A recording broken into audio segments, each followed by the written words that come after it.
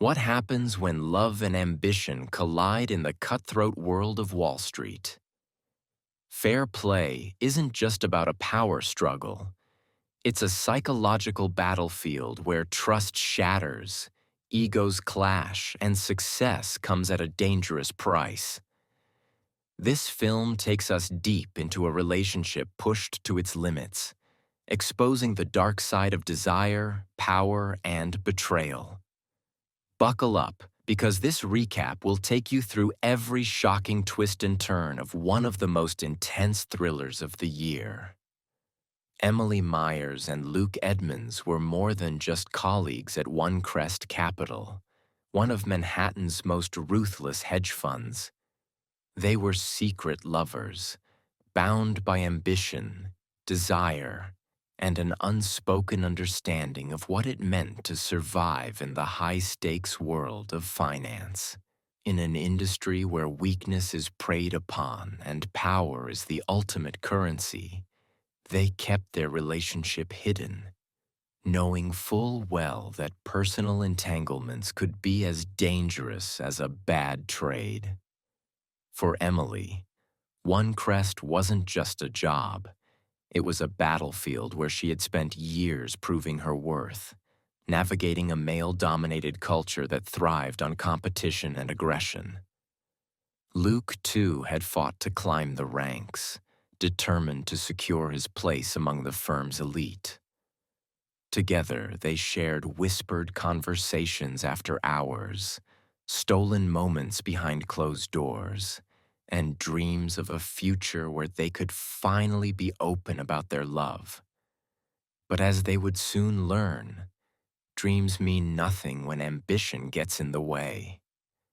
Everything seemed perfect when Luke proposed to Emily at his brother's wedding. The moment, though beautiful, was fleeting. Emily hesitated before saying yes, a brief pause that would later prove to be an omen. Perhaps she already sensed that their relationship, built on passion and secrecy, wasn't as unshakable as they had believed. Perhaps deep down, she knew that love and ambition rarely coexist without a price. That price would come sooner than either of them expected. The very next day, the landscape at One Crest Capital shifted. One of the firm's portfolio managers was abruptly fired, a stark reminder of the brutal, unforgiving nature of their workplace. But with every fall, there is an opportunity, and Luke was convinced this was his moment. He had overheard whispers among colleagues. His name was being floated as a potential replacement. The idea filled him with electric anticipation, and Emily, sharing in his excitement, toasted to what seemed like an inevitable victory. Later that evening, Emily was summoned to a private meeting with Campbell, the firm's formidable CEO. She entered expecting the usual high-pressure discussions about trades and market strategy. But what she received was something entirely different: the promotion that Luke had been coveting. In that moment, a surge of emotions crashed over her. Shock, disbelief, excitement, and guilt all at once.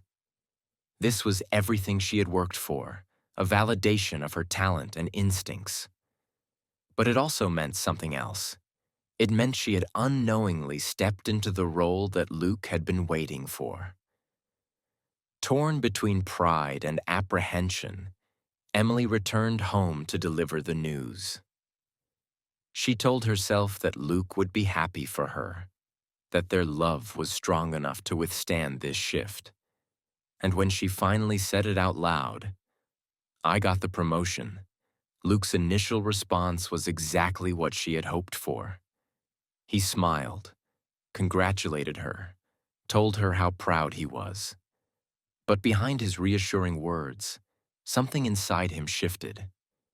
Beneath the surface, resentment had begun to take root. And in the world of One Crest Capital, where power dictated everything, resentment was a dangerous thing. Their love had always been a secret. But now, Another secret had been born. At first, Luke tried to convince himself that nothing had changed.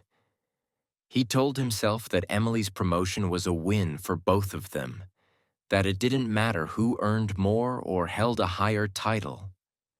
But no matter how many times he repeated those words in his mind, they never settled. Every morning when he woke up beside her, every time he saw her name being spoken in hushed, reverent tones around the office, every time he watched her walk past his desk to join the senior executives, it gnawed at him. Emily was rising, and he was standing still. At One Crest Capital, power was everything. It was the only language that mattered. The ones who wielded it thrived, and those who didn't were disposable. Luke had spent years believing he was on the path to power, that he was meant to be among the elite. But now, he had to watch as Emily stepped into the position he had envisioned for himself. No matter how much he tried to suppress it, the resentment began to fester. At first, it was subtle. He distanced himself, claiming work stress as an excuse. He became less affectionate, more distracted. Their once effortless intimacy now felt strained, as if something invisible had wedged itself between them. Then, it turned into something more pointed.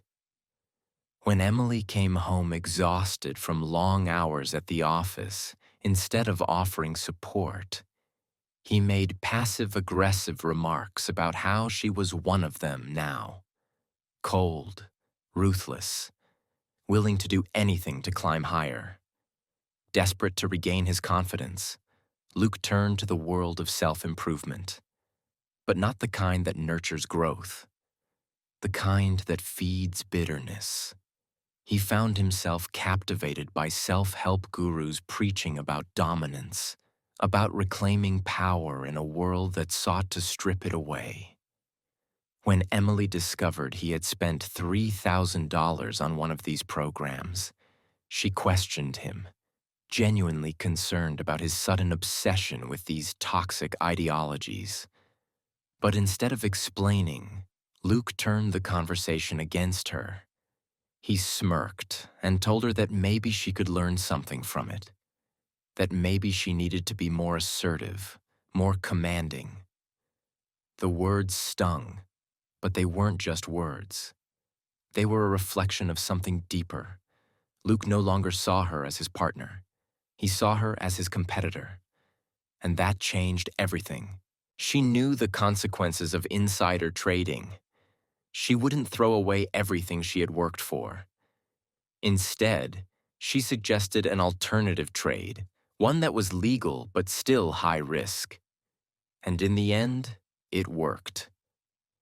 The company profited enormously from her move, and she was rewarded with a $575,000 commission check.